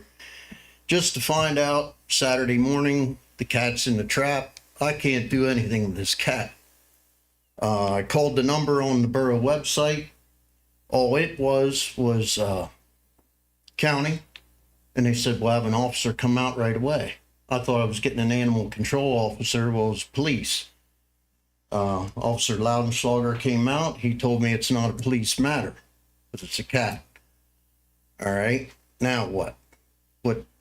What can I do? TNR, I have to trap the cat. I'm responsible for its well-being until I have an appointment to take it to get it neutered. Then I have to bring it back and release it right where I found it. That's not solving the problem. You know, it's still going to continue running around the neighborhood doing what the cat does. All the bad stuff, tearing in the garbage, urinating on the porch, you know, and so on and so on. We don't, I guess we don't have a policy or other than TNR. And And are we still working with the organization called? We still have some Castaway- vouchers, right? Dan? yeah, Yeah, a voucher okay. program. I got the cat at 7 a.m. Saturday morning. I called 2 different shelters. Nobody can do anything with this cat. So now I had to release it. Good luck catching him again now. Right. You know. right. Yeah, unfortunately, I don't have an alternative for you. This is the same in every community. It's TNR is it. You know, this Humane Society is, they'll tell you the same thing. You know, it's irresponsible homeowners that let cats roam instead of keeping them in the house. Right. And they let them roam and they're not fixed. They produce more and Yeah. you got feral cats. Right. And the only way that, you know, that combat that is with education, and we had talked about that, I think, in Atlanta a People couple don't years care. ago. Pardon? People don't care. The people that think it's okay to let their cat out, they don't care about any of that. Yeah. You know, so what Especially if can they're we not do? neutered. I We have, got a problem. I just that paid has to no. have one neutered at my house. I don't live in town, but I did it. I know everybody can't do that, but I try to do my part for the. Well, I can do it, but I can see about a half day invested in it, and then gas and all that. I'm married to someone who loves cats. Yeah, we. This So thing, every day I feed the officer board my came front out. porch. The cat's in the trap. We're both standing there. We can't do anything with this cat. Yeah, He said, "I'm not having any of my guys get bit or scratched," and I don't blame him. right. I mean, I reached down to pick I was going to pick the trap up and put it on my tailgate. Yeah. And, I said, well, we're getting the glove. Yep. I mean, because they can reach out. And Oh, yeah. so Yeah. we have a problem with no solution. Yeah. Just thought I'd bring it up. I talked to Representative Mahaffey about it, and they're looking into if there's any laws. And Yeah, I mean, I don't know if you ever heard some of the other outlets like Castaway Critters, Nobody's Cats. I called the one in Stoughton. Yeah, they're full. They said you have to make an appointment, blah, blah, blah. Yeah, yeah. All right. What do I do with this cat? Right. It's got fleas. It's Yeah. got all, and I don't want this Yeah. stuff at my place. They'll tell you to not to put out the trap until the day they're doing neutering, the day before, so you don't have to have it that long. That's what they'll tell you. Yeah. Try to trap it the night before they do the neutering. Yeah. So all that, we don't have much of a solution. Yeah. So just thought I'd bring it up. Thanks. Thank you. Okay. Thank you. Thank you. Thanks.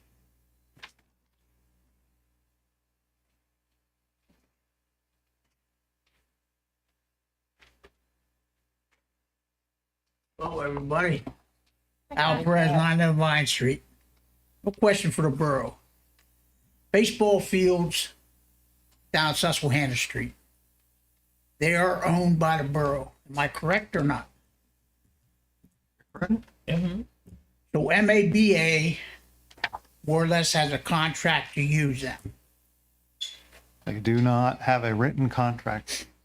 So if I want to use that field, MABA cannot stop me from using that field. Am I correct? We turned over the use and coordination of field use to the Middletown Area Recreation Alliance. Okay. And they had asked, I know, some years back for schedules of practices, and they can never get them out of the youth organizations.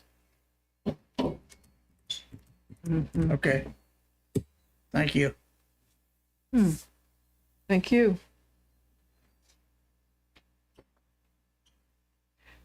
So one thing I would add for Mr. Perez, so what we did is we just prioritized and said that, if baseball season's in play where games are going on, they would take precedence for the field over football, which isn't in season until August, I think, or so when they do.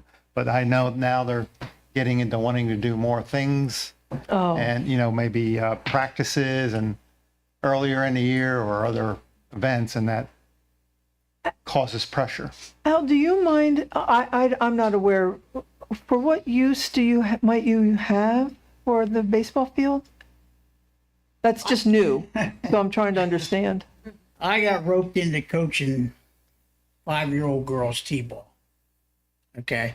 So our field is at the end of Susquehanna Street by the goalpost. Right, right. Concession stand is 100 yards across the street. Okay. We were told the other night we have a game Friday. If the concession stand is not open, we cannot play baseball. We cannot play another team if the concession stand is not open.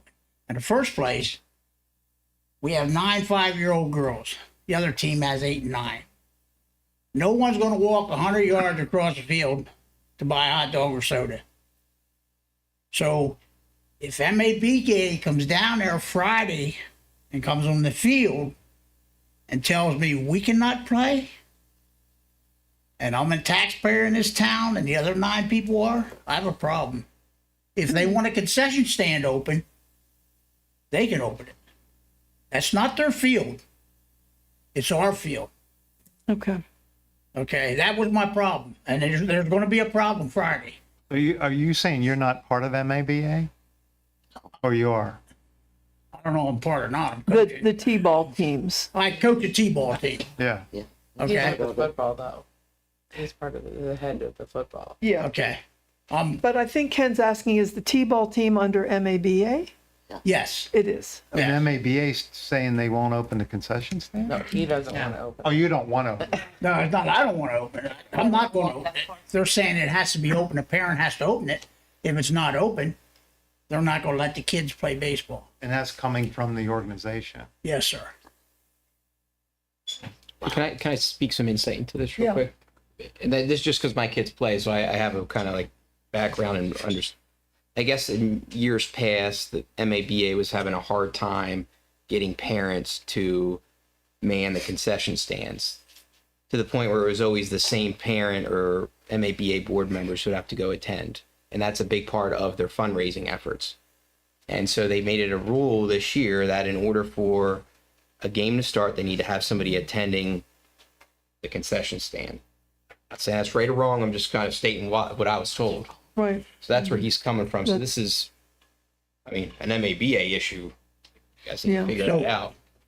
So my only problem with that is the lady tells me we made $9 last Friday.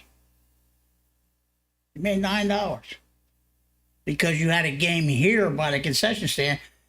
And if you have a 5-year-old child, you don't want to watch them play baseball? You can't man that concession stand yourself? Listen, I did it in football for 30-some years, and there's someone that's going to do it. But if I'm going to pay money for my child to play baseball, you're not going to tell me I got to stand over here and I can't watch my granddaughter or my child play baseball. That to me is not a good foundation for an organization. Understood. Well, thank you for filling us in so we understand. Thank you. Any more general public comment?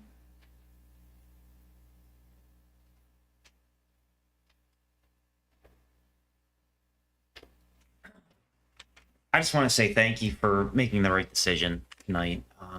I appreciate it. And I speak for a lot of families that border that park that want to say that too, that can't really make it.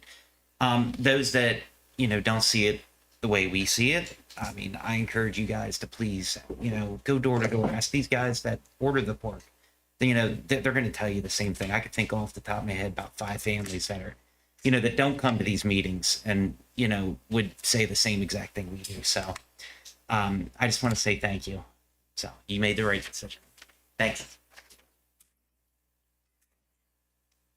Okay. At this point, do we have a motion to adjourn? We will be going to executive session and not returning. So moved. Second. All in favor?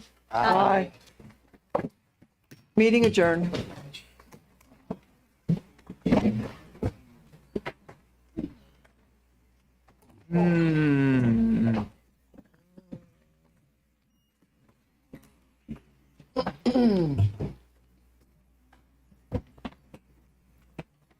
Dan. I called you. Get with me. Sorry.